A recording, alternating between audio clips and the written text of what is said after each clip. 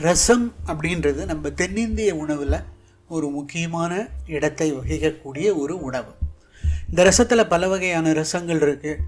கண்டத்திப்பிலி ரசம், pineapple ரசம், மிளகு ரசம், தக்காளி ரசம், பருப்பு ரசம், அப்படி ஏகப்பட்ட ரசங்கள், விதவிதமான ரசங்கள்லாம் இருக்குது. ரசம் உடம்புக்கு ஒரு சிறந்த ஒரு மருந்தும் கூட. அதனால தான் டாக்டர்ஸ் பார்த்திங்கன்னா உடம்பு சரியில்லைன்னா ரசம் சாதம் மட்டும் எடுத்துக்கங்கன்னு ப்ரிஸ்கிரைப் பண்ணுவாங்க. இன்றைக்கி நம்ம பார்க்க போகிற ரசம் மிக சுவையான லெமன் ரசம். எலுமிச்சம்பழ ரசம் எப்படி பண்ணுறதுன்னு தான் பார்க்க போகிறோம். நான் உங்கள் சந்தர். வணக்கம். வாங்க வீடியோ உள்ள போகலாம். ரசம் எப்படி பண்ணுறதுன்றதை பார்க்கலாம். ரசத்துக்கு தேவையான பொருள்லாம் இந்த லிஸ்ட்டு கொடுத்துருக்கேன் பாருங்கள்.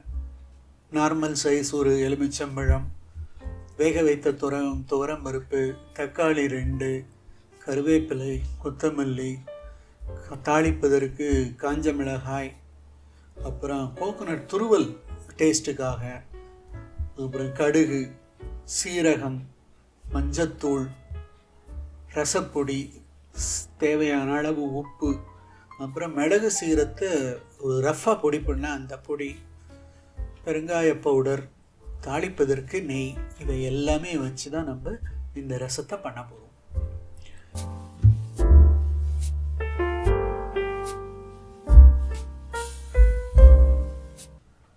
முதல்ல ஒரு தக்காளி, தேவைன்னா 2 தக்காளி, நான் 2 தக்காளி எடுத்திருக்கேன், அதை சாப் பண்ணி போடுங்க. கீரிய பச்சை மிளகாய் ஒரு 3 போடுங்க. அடுத்தது ஒரு அரை டீஸ்பூன் மஞ்சத்தூள், அதையும் சேர்த்துருங்க. மஞ்சத்தூள் கிருமி நாசினியாகவும் செயல்படும், உங்கள் எல்லாருக்கும் தெரியும். அடுத்தது ஒரு அரை டீஸ்பூன் ரசம் பவுடர். நிறைய போடக்கூடாது, ஏன்னா நம்ம கருவேப்பிலை மிளகு சீரக பவுடர் அதில் சேர்க்குறோம். இப்போ அடுத்தது மிளகு சீரக பவுடரை சேர்த்துருங்க. அடுத்தது தேவையான அளவு உப்பு. அதற்கப்புறம் பார்த்திங்கன்னா, நான் முதல்லையே பருப்பை வேக வச்ச அந்த பருப்பு தண்ணியை இதில் நான் கலந்துடுறேன். இது கூட என்ன வேணும்னா, சாதாரண நம்ம பச்சை தண்ணியும் கொஞ்சம் எவ்வளோ வேணுமோ, எனக்கு நல்லா கொதித்து ரசம் அந்த பச்சை வாசனை போகணும், மிளகாய் தூள் வாசனை போகணும். அந்த அளவுக்கு அதை நல்லா கொதிக்க வைக்கணும். ஆனால் ரசத்தை ரொம்பவும் கொதிக்கவும் வைக்கக்கூடாது அப்படின்னு சொல்லுவாங்க. நம்ம இன்றைக்கி வைக்கிறது எலுமிச்சம்பழ ரசம். எலுமிச்சம்பழத்தினுடைய பெருமைகள் பார்த்திங்கன்னா ஏகப்பட்டது இருக்குது. எலுமிச்சம்பழத்தில் விட்டமின் சி நிறைய இருக்குது. அதனால் விட்டமின் சி நிறைய இருக்கிறதுனாலே நோய் எதிர்ப்பு சக்தி நிறையவே இருக்கும். இப்போ இந்த கொதிக்க ஆரம்பித்த உடனே ஒரு அரை டீஸ்பூன் பெருங்காய பவுடரை போட்டு கலக்கிடுங்க. அடுத்தது எலுமிச்சம்பழத்தில் பார்த்தீங்கன்னா சிட்ரிக் ஆசிட் நிறைய இருக்குது, நம்ம எல்லாருக்கும் தெரியும். ஒரு 2 நிமிஷம் கழித்து பாருங்கள், நல்லா கொதிச்சுக்கிட்டு இருக்குது. இந்த நேரத்தில் ஒரு டீஸ்பூன் அந்த தேங்காய் துருவலை நான் சேர்க்குறேன். அது ஒரு வாசனைக்காக. இது ஆப்ஷனல் தான், இது தேவையில்லை அப்படின்னு சில பேர் விருப்பப்பட்டீங்கன்னா சேர்க்க வேணும். கல்லீரலுக்கு எலுமிச்சம்பழம் ரொம்ப ஒரு சிறந்த உணவு அப்படின்றாங்க. கல்லீரை கட்டுப்படுத்த, கல்லீரில் இருக்கிற பாய்சனஸ் எல்லாம் ரிமூவ் பண்ணுறது எலுமிச்சம்பழத்துக்கு இருக்குது. ஒரு 3 நிமிஷம் கழிச்சு பாருங்கள், நல்லாவே கொதிச்சுக்கிட்டு இருக்கு. இப்போது ஜென்ரலாக எலுமிச்சம்பழம் அந்த சாரை தேனில் கலந்து குடித்தா அது உடம்புக்கு, வெது வெதுப்பான வெந்நீரில் குடித்தா உடம்புக்கு நல்லதுன்னுவாங்க. இப்போ பருப்பை சேர்த்துடலாம். பருப்பை சேர்த்து ஒரு 2 நிமிஷம் கொதித்தால் போதும், அதுக்கு மேலே தேவையில்லை.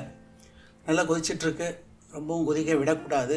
கொஞ்சம் அது கீழே அந்த பபுள்ஸ் வர சமயத்தில் நம்ம ரசத்தை பெருக்கணும். அது நல்லா நுரைச்சி வரத்துக்காக தண்ணியை சேர்த்துருங்க, பச்சை தண்ணியை சேர்த்துருங்க. இப்போ நல்லா நுரைச்சி வரக்கூடிய சூழ்நிலையில் இருக்கும். பலவிதமான நோய்களுக்கு எலுமிச்சம்பழம் மருந்தாக இருக்குது. மிக அருமையான ஒரு காய்கறி, நமக்கு வெஜிடபிள் தான் எலுமிச்சம்பழம்.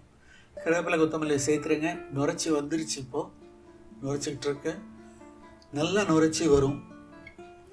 நுரைச்சி வந்தப்போ அது கொதிக்க ஒரு கொதி வரும், அப்போ இறக்கிட்டு உடனே தாளிப்பு. ரசத்துக்கு எப்பயுமே நெய்யில் தான் தாளிக்கணும். சீரகம், கடுகு, சிறிது பெருங்காயத்தூள், ஒரு வரமிளகாய் தாளிச்சிருங்க.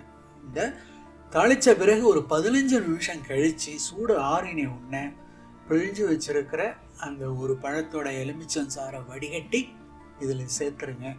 அப்படி ஒருவேளை அந்த பழத்தில் சாறு கம்மியாக இருந்ததுன்னா இன்னும் கொஞ்சம் பழத்தை சேர்த்துக்கலாம். வீடியோ பிடிச்சிருந்ததுன்னா லைக் பண்ணுங்கள், ஷேர் பண்ணுங்கள், சப்ஸ்கிரைப் பண்ணுங்கள், மிக முக்கியமாக கமெண்ட் பண்ணுங்கள். வேறு ஏதாவது ரெசிபியை பற்றி தேவைப்பட்டால் சொல்லுங்கள். நம்ம அடுத்த ரெசிபி நிறைய பேர் கேட்டாங்கன்னா நம்ம அதையும் பண்ணலாம். நன்றி, வணக்கம். தேங்க்யூ ஃபார் வாட்சிங்.